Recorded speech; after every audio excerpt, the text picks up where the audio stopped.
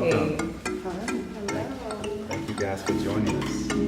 Happy to have you. Yeah. Thank you for having us. And so, I don't know if you guys met Nicole, but Nicole's our co-host. She's also a visual artist, super dope person.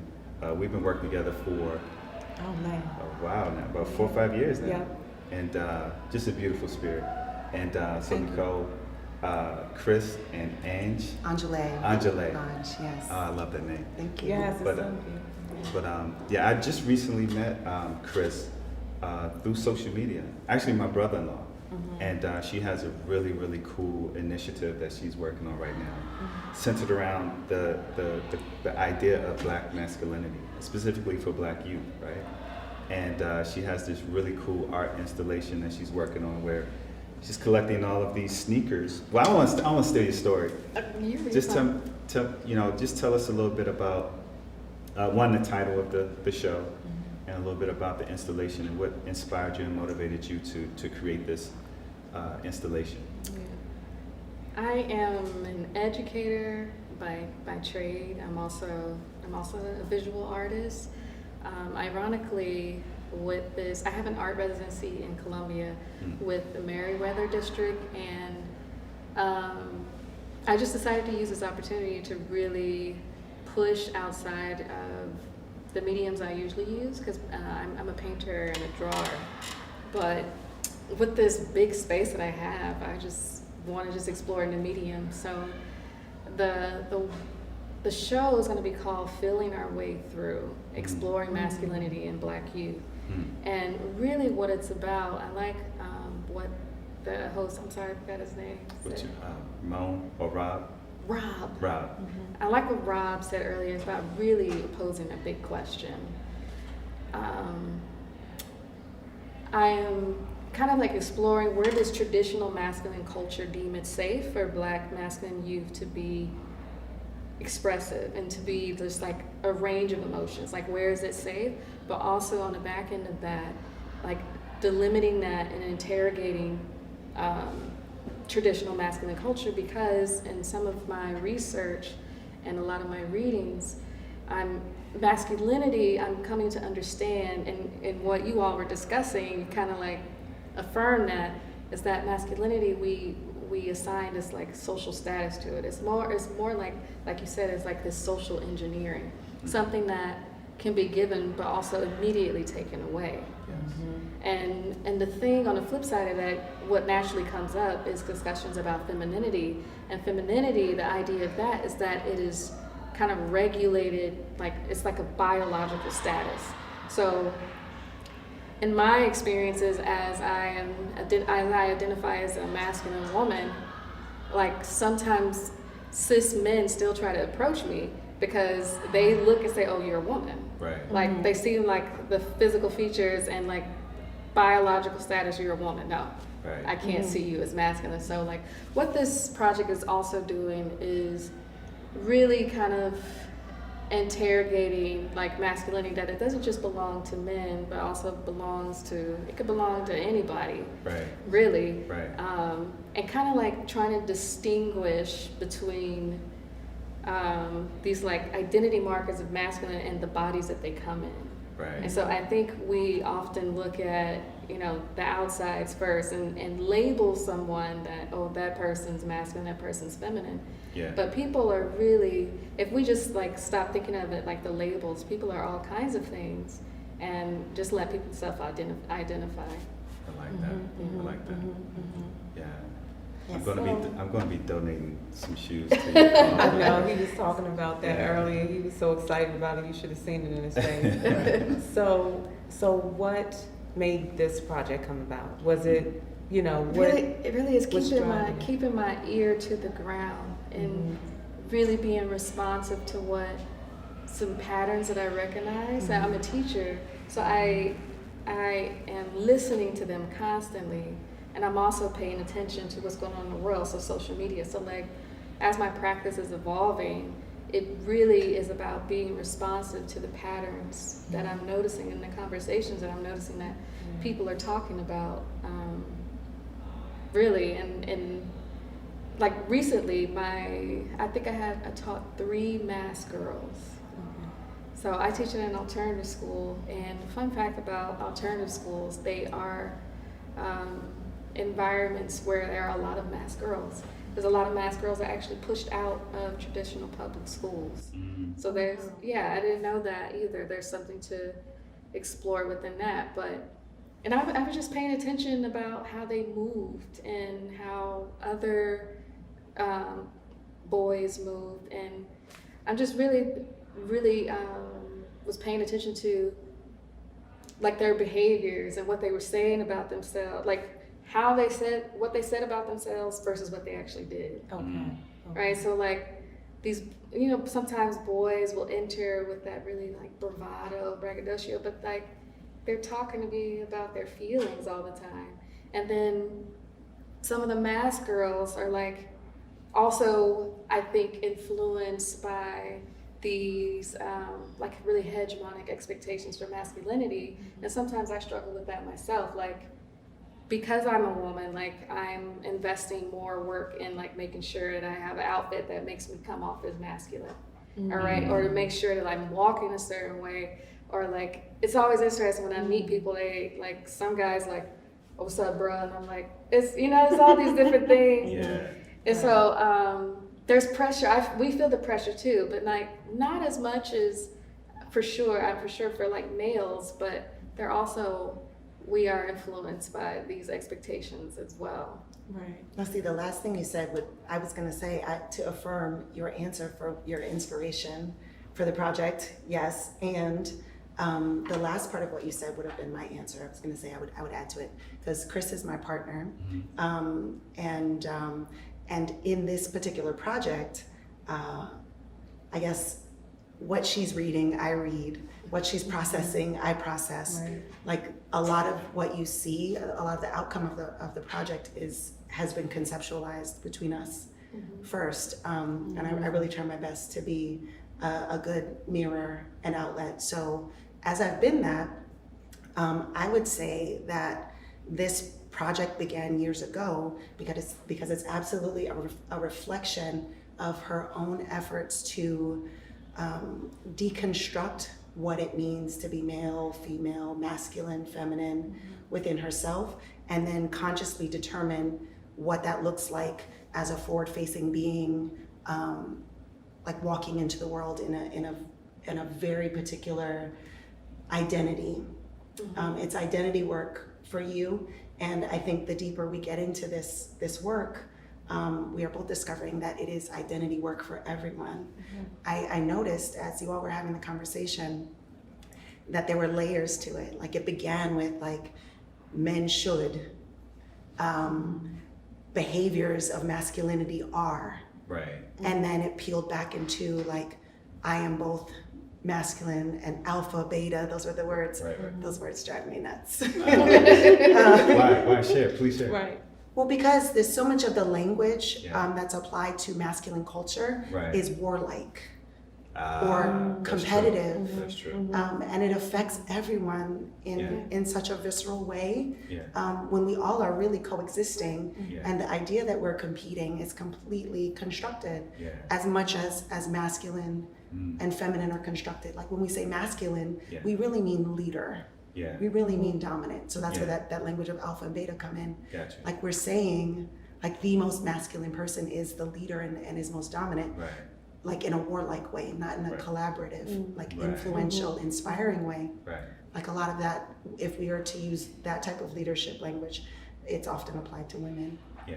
But I really do think this process of identity work for you has manifested as this really beautiful project and like gift to masculine people. Absolutely. Some of like a lot of this really starts with reading. So because I am a teacher, I teach in a space that they really give me a lot of autonomy to really explore and really basically teach anything that I want. And so with humanities, there's a major loophole to really pose any topic that I want to. Right. And so I've been teaching about just different things for years. I once had a unit called Cardi B and the Future of Feminism. Okay. And where I had the students, we really unpacked some of these perceptions about who could be a feminist, because when we use that language, it just cues up and signals certain perceptions. And that's why in this project, I'm saying masculine identified individuals and not saying boys or men. I don't use any gendered language because I don't want to reinforce any kind of assumptions about masculinity or who can lay claim to it.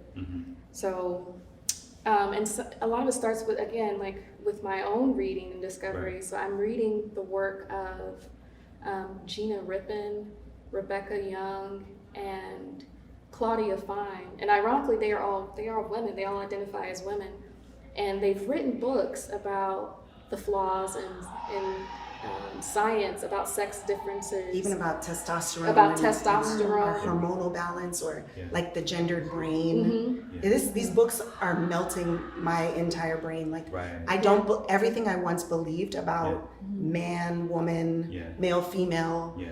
it's completely been dismantled and disrupted Interesting. Wow. Yeah. through the work of these and these a women lot scientists. of the early science about like neuroscience and stuff about sex differences, a lot of the early work did come from men. So there was a very biased lens infused into, and then it became our beliefs. And then, like you said about social engineering, what I'm learning reading these books is that our biologically is deliberately influenced by our environment, and our environment responds to our biology. So it's really this cyclical. And then even how we retell that tale is influenced by our biased lens. So like what we were learning about, just the a good example is the way babies are made, right? Like we've been told the sperm goes and penetrates the egg, and it's the strongest, most powerful sperm that wins the race. Not so. Not true. It's not even true. What happens is actually like the woman's body, or a person with a uterus, all along they are creating these conditions for the most compatible sperm to connect with the egg. Yeah. There are all of these processes, and you have children, I have children, like are all of these processes in our bodies that actually chose They choose the most successful sperm Interesting. to connect with that egg. Yeah. It's a whole That's long And even what we're scenario. learning about testosterone, Yeah. like, in a lot of conversations I have with men, and particularly there's a nuance with Black men, and that's something that I'm really curious about too. Is that when we talk about what makes us masculine or what makes us feminine, I think a quick default is we're like, well, I got testosterone. Well, what we're learning also is that, women have testosterone as well. And a quick reference, there were these women, Olympians, that they banned from the Olympics because they said they had too high levels of testosterone. Yeah. Well, what we've learned about testosterone is that our bodies use as much as we need. And that testosterone really doesn't even really have anything to do with sex. Like actually having sex, testosterone has nothing to do with it, but our body just regulates. It's really from person to person. Our body regulates as much testosterone as we need. Yeah, it's responsible, for like physical features, your body hair, your status, Yeah. but really that's about it. Yeah. And testosterone amounts, because it's present in everyone, but the amount of testosterone you have is actually more of an indicator of your body's efficient use of testosterone. So I very well could have more testosterone than you do, Yeah. but if I do, that means my body's not using it efficiently. Like your body just has what it needs to function. It's so interesting. It's very interesting. Yeah, you there's so guys many said so layers, much. wow. It's so like much to unpack in what you Yeah. these few look minutes. at your face. So what does it all mean? It's so mind blowing. I did want to backtrack, to something you said earlier about the alpha male and that term being, something that you don't necessarily desire. But just thinking about is there a time when those terms or the idea of an alpha male and beta is appropriate? And I'm asking because, and this is kind of like a sports question, and that's going to be a segue into I want to get into why you The know, installations. yes. Yeah. But we had the conversation offline about I Am Athlete and Brandon Marshall's show. I And went and they were- listened. It's Did so you get a chance to good. check it? Yeah. And so someone posed the question of, is there a time, he deals a lot with this, and he deals with, you know, the mental health component of it, and athletes who struggle with mental health and having to find that balance and still be dominant and successful in such a, you know, violent sport. So someone posed the question, can you still be, let's say, less masculine and, you know, have less bravado and still be that edge and that, you know, that warrior mentality? Could you not have that and still experience the same level of success that you guys have experienced? And a few of them were like, no, like I needed that in order to go out in the field and run 25 miles per hour and ram heads with another human being. But then some, I think one or two of the guys was like, no, I've actually seen men who weren't that and still be successful. You know, I had athletes in the locker room who didn't have all of that and they still had balance. They still went home and had family time. It was softer in certain areas. So I'm asking, like, what are your ideas on that? Is there a time when you think it's acceptable to have Well, those labels? I think first we've got to really unpack our definitions of what alpha and beta mean, because as I'm Right. listening to you, it sounds like what you're describing alpha as is the ability to be most aggressive. Yes. Right. True. Okay. True. And then beta as someone who has their strengths lie in nurturing. Yeah. Could you repeat the question? Because I'm sorry, my mind Yeah. was like, No, what it's do we mean when we use those terms in the first place? That's true. And then let's unpack from that place. Yeah. You know, I'm just thinking, like, there are situations where you have to be so dominant and you have to have this edge and be, like, you know, really aggressive. And a lot of times those traits are considered masculine traits, right? So are we saying that those traits aren't necessarily masculine? They're just Right. Are we just talking about, aggressive are we traits? talking about We as- domination or are we we talking as- about aggression? You know, you see what I'm Yeah. saying? Because Right. Yeah. I can be dominant in my field of care work. Yeah. I can be the best teacher. Yeah. I can be the best educator. I can be the best writer. Right. But does domination require aggression? I think in some things, sports, Yeah. yes, right? In all of the areas that you just mentioned, no. Right? Yeah. But in That makes me think that maybe the label that I feel most comfortable with is assertive. Assertive. And assertive Yeah. Okay. over aggression, like, I think there's a fine line between assertiveness and aggression. I think you can even be assertive on the field. I consider myself assertive in my profession, but like, assertive is just taking initiative first to me. And some people might, you know, label that as aggression, Yeah. but like, are we attaching like the physicality of it? Right. Is that what makes it aggressive? But I also think, like, on the field, I would assign assertive to that. I like that. Okay. I just want to say I appreciate this conversation. This has been educational for me. Yeah, because very as much as so. we are unpacking, we've been unpacking and reading.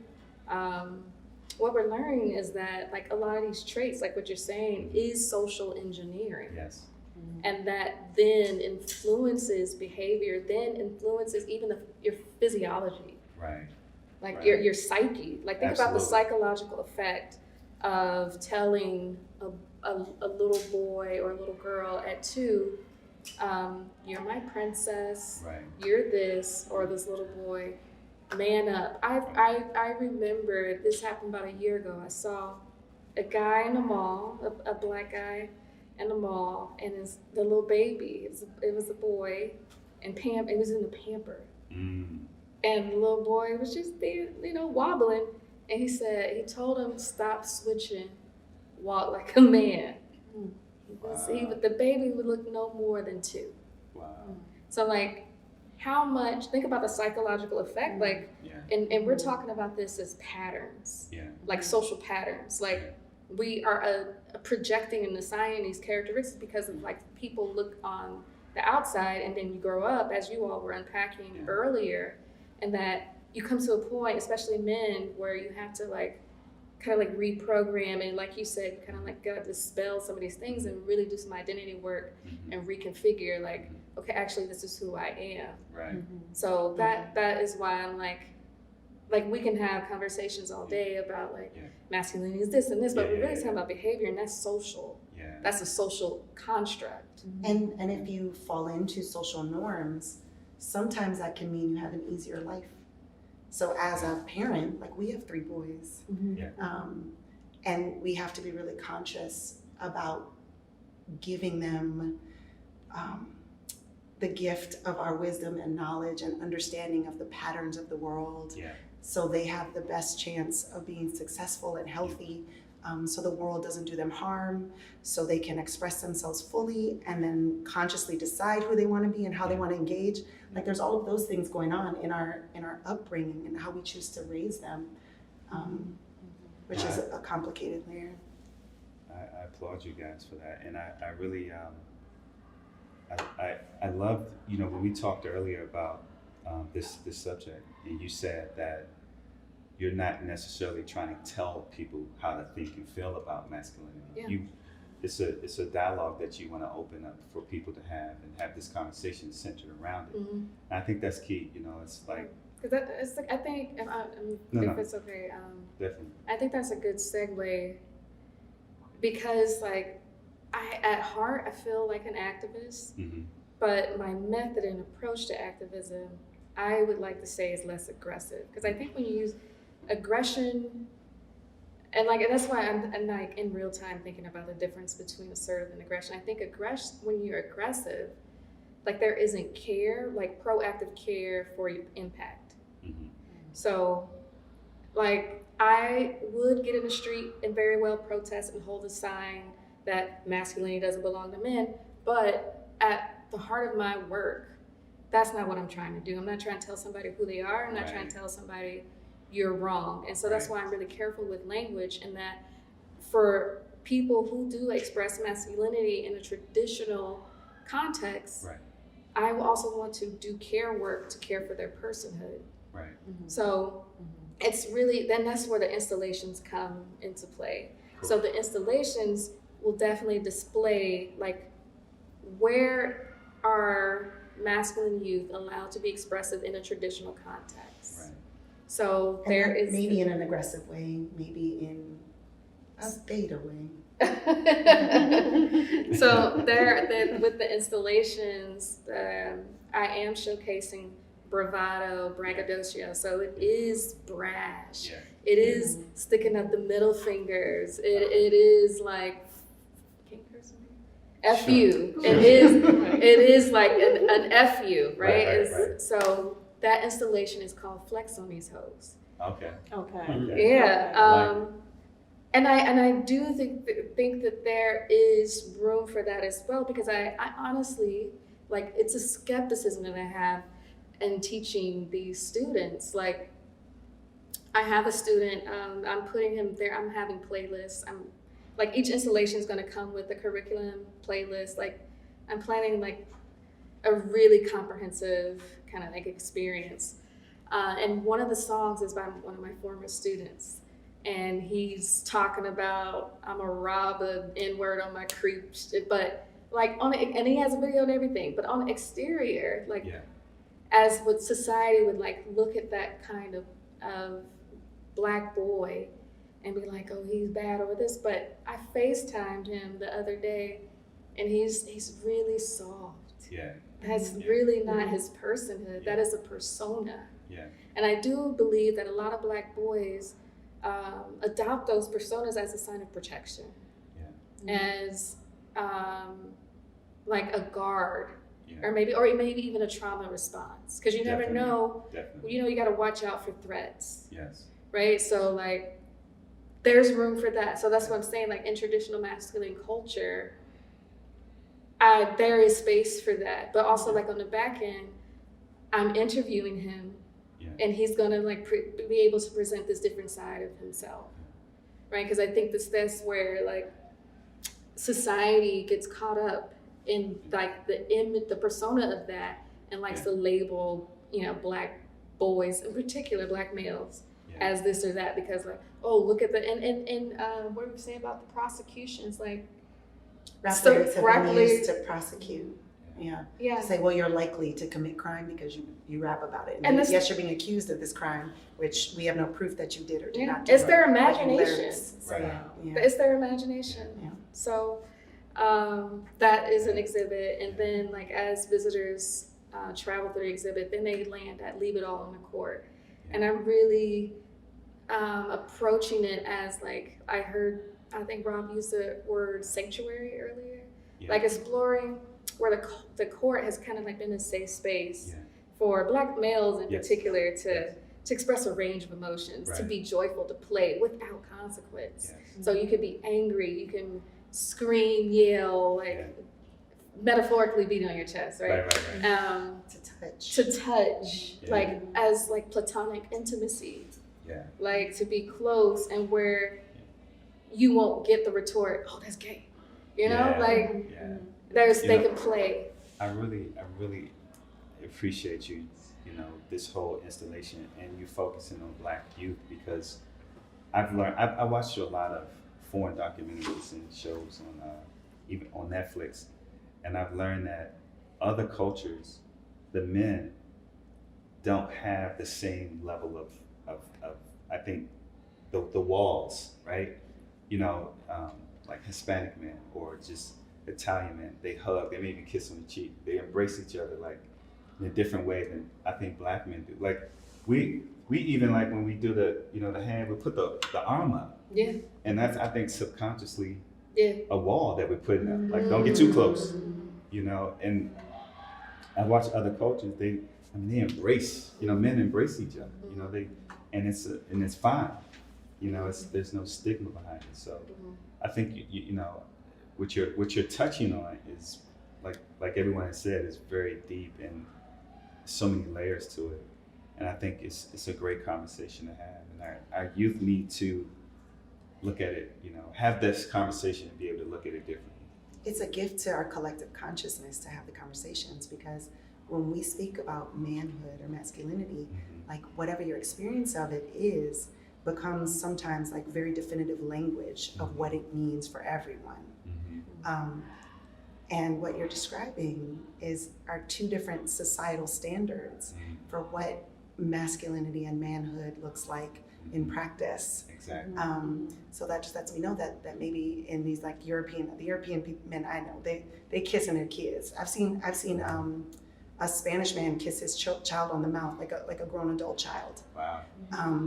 Without fear of losing that masculine status. Right. And I think as like society itself evolves and has access to consciousness, we get to determine what those standards are for us on an individual level and then on the collective societal level, without hopefully losing access to like power, Opportunity, love.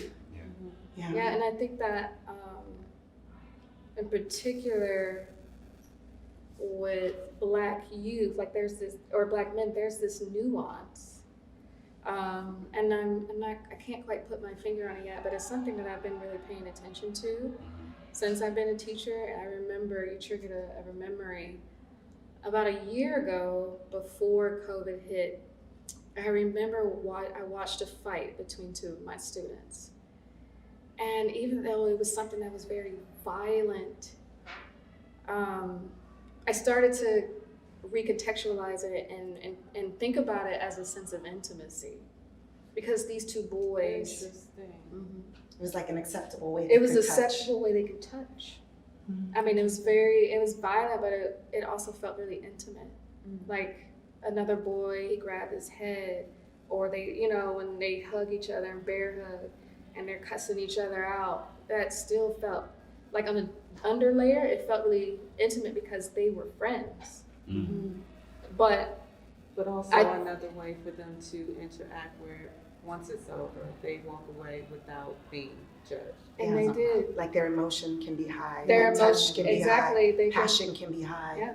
And no one will look at them and say you are less of. Yeah, and or As they were even fighting. as they were fighting, like their bodies, to me, it looked intimate, but not in a sexual way. I'm not talking about that, Right. but like an undercurrent.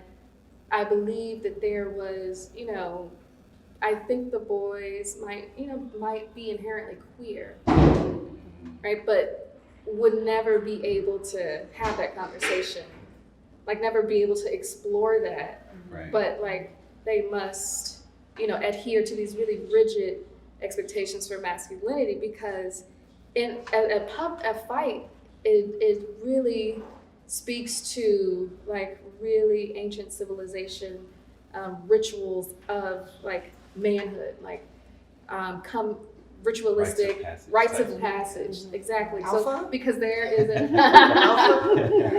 there's an audience, right? That word we don't like anymore. There was an audience, Yes. and then after a fight, an audience gets to claim a winner, right? Or this person, that person won the fight. Their manhood, masculinity elevated. And they have Oh. access to women, money, power, respect. Yeah. Yeah. And then like the one who lost, or think about this. Two students that I also taught, and this might be a trigger warning, one almost killed the other about 4 months ago because it got out that they were having a relationship with each other. But because the guy was outed, I guess the one who presented more masculine was outed. And so his response was to try to kill the other boy. And so that's why I really am invested in this work, because there's a lot to unpack. Yes. And with that, like I was close to those students. So like, and he almost died. But his response for being outed, because he knew that his masculinity was at stake. Right? And so that, I don't know, just No, getting, no, I that's- feel like I'm getting into like so many different realms, but like that's really at the heart of all of this is I want I want our community to heal and to have these conversations. And I also think like, because our perceptions of masculinity, Black trans women are dying at higher rates than any other racialized trans group. The life expectancy for a trans woman, I think, is 25. Talk about why that is. Yeah. Just 2 weeks ago, a trans woman was killed right in PG County. I have a theory about that. I mean, I don't know if this is appropriate, but I think like if a traditionally cis het man often like experiences attraction, like you always hear the conversation, they're tricky, I was tricked, I was fooled. So if there's an experience of attraction, It's a threat to his for someone, masculinity. it becomes a threat to the masculinity, and then there's that pressure to prove it Gotcha. And so to prove aggressively. it, So violence. yeah. And that's why I said there is this nuance within the Black community in particular, because Black trans women are dying at alarming rates. Yeah, and I don't think it's and correct me if I'm wrong, but I don't think it's your intent or mission to vilify No. at all. No. It's like an expression of love to say Yeah. we are all learning what this means. Yes. And I think it's all We about want us work. all to heal. We want us all to win. Yeah. And so we want to have conversations. Right. We want to think about it and not just respond unconsciously Right. to societal expectations. Right. We want to really consider like, who am I?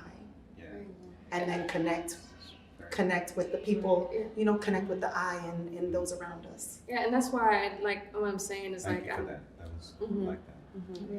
That's why I'm not like holding a sign and saying this, like Right, the right. conclusion, but to make room for through art and education, because with the installations, I am leading and teaching workshops with a Right. cohort of students. Oh, okay. So where they'll be able to do this work and have these conversations and draw their own conclusions, because like where the educational piece comes in with those things that I am reading, and I want to share that and then help. Really, it's about giving people the intellectual tools to unpack and draw their own conclusions. Because a lot of it, like shifts in our consciousness, usually come with either we learn something new, Yeah. or life experience. Right. And the beauty about education, what I believe, is that a person is like to lean into controversy. Right. When there's a difference of opinion, that's like the highest potential to learn. And so I like to just lean in all of this controversy, even like the baby. Like, that's why I don't believe in cancel culture. I feel like if what's happening with the baby right now, if I just be like, hey, Yeah.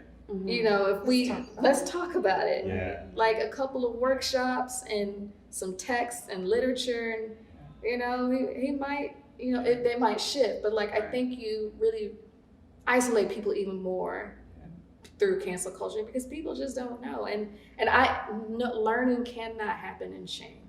So I don't use shame as a tool. Absolutely. And I think that's sometimes that's where I mean about aggression. Aggression doesn't take proactive care to the reaction, the impact of you saying, if I'm walking to this guy and I don't know him, they're like, hey, I'm masculine too. Masculine doesn't just belong to him. He'd be like what? Yeah. Like you just really throw him off. Yeah. But really, like I like to think that my art is like bait in a sense. You're like, come on in, and then like, hey, have you thought about this? You know, like. So I'm just trying to move with care. And then there was something you had said early in like the conceptualization is that a lot of like there are delegated safe spaces even for learning. Like if we've been to college people are discussing they're discussing your ideas about the way the world works. Like we're all collectively unpacking our beliefs in that space. Yes. If you don't go to college, where does that happen? When you're done with college, where does that happen? You express that it's your intent to like bring the opportunity to really digest your belief systems, like I'm trying that safe space in the classroom to belong to the people and be accessible. I'm just trying to flip art spaces and make them like classrooms in a sense. That's like really like this really subversion of it all. Is to be like, you know what, actually I want via education, via art. Like the art is the aesthetic thing that like draws people in, but absolutely the work that I'm really trying to do is the education. I think you're doing great work. I mean, you're approaching it from, you know, an academic perspective, you know, a social perspective, and an art perspective, you know, which is really cool. I've never seen an installation put together like this. So it's just, you know, it's hats off because that's a lot of work, and you know, I commend you for taking on this, you know, this mission, right? And if you have no questions, no, I just want to know where to see the installation. That's where I was going to go. Oh, can I finish telling you about the third installation? Oh, yeah. Because there's actually three. Okay.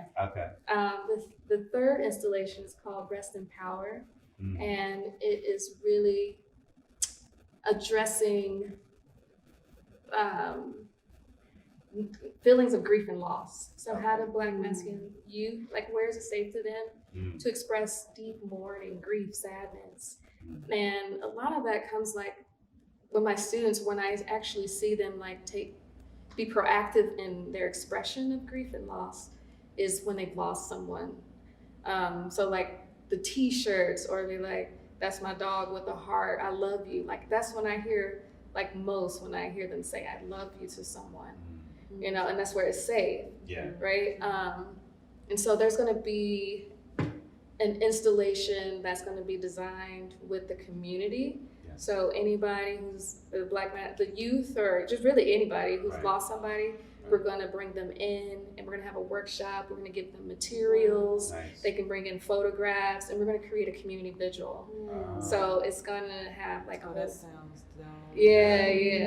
So it's a whole backdrop and try to like make it look like the street, like the Right. street, the street visuals. I Yeah. love those. Yeah, yeah. So I've been collecting used liquor bottles. We were at a bar the other day, and I asked the bartender for a Hennessy bottle, and he gave it to me. She was like, we are enjoying ourselves. She pops up like, I need a Hennessy bottle. I'm like, we're at a bar. I bet he has one. So yeah, like what I'm really learning is that my practice is evolving into something that's really community based. Yeah. And so Sourced. community sourced and community based, and people are really showing up. Yeah. Like I'm trying to get. I was like, I need 300 pair of shoes. People are giving shoes. Yeah. It's literally a day by day thing, and it just keeps growing. And I'm just really in awe of the people that just really want to contribute. Yeah. That's good. How long have you been? I know you're from Arkansas, Mhm. but how long have you been in? I've been in the Washington, DMV DC like 4 years. Oh, 4 years. Yeah. So yeah, I'm sure you know this is a great space for. I mean, people definitely will support your movement, and there are a lot of artists who are into activism as well. I work with a lot of. They consider themselves art activists, but it's a lot of great work being done in this area. So I think you'll be right at home. Be right in. Yeah. Definitely thrive here. So share with us, or share with the people where they can find your installation. When does it open? How they can find you as well. Your content. It opens on September 9th in Columbia, Maryland. It's at the Meriwether District. It's kind of like a new area. Okay. Time, I think like maybe 6 or 7. I don't know yet. I need to Okay. talk to some people. Okay. But you can follow the development of the work via my IG, which is Chrys Loves You. It's CHRYS Loves and then the letter U. Cool. Very And cool. What's yours? Soray. Oh gosh, me. Yeah. I'm not doing anything, but Yes, you are. just tagging her with the hard eyes and No, It she's, does. you know. she's already told me that you guys. Listen, I'm not finna Albert Einstein her. Right. Oh gosh. The story about Albert Einstein, when he left his first wife, that's when he really stopped doing his greatest work, because she was behind the scenes. She was his collaborator. And I don't want to be like, this is all me. It's not all me. She is really integral. Right. I've already And- heard. So please can share. tell. She's Yeah. really, I can tell. Yeah, like we talk. She's my creative partner, my thought partner. Awesome. I go to her first, so. Yeah. Saw me kissing you in the mouth right on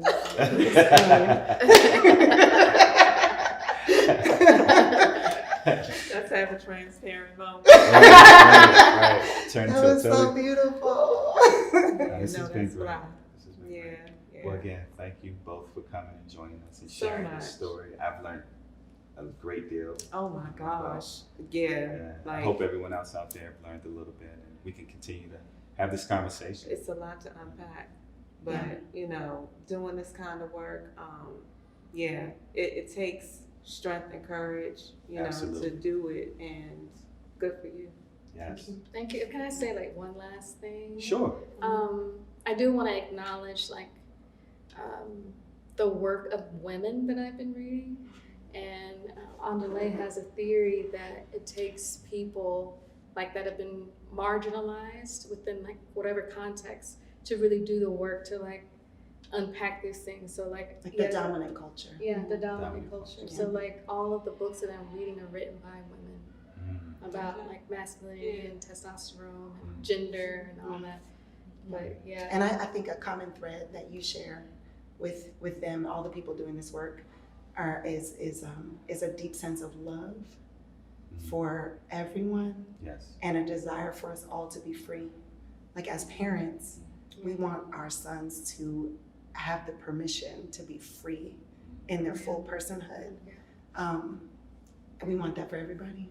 Yeah, I think and I think it really just pours into these gender norms that really I think brings tension to relationships. Because imagine if you entered a relationship with a partner, especially like we call it like hetero culture, is like I'm divorced. I used to have a husband, and I projected things onto him, but he wasn't really that person. He put things onto me, and I really wasn't that person. But if we both enter a space with like, this is who I am, and you don't have to be the man of the house, or you don't have to be this or cook for me.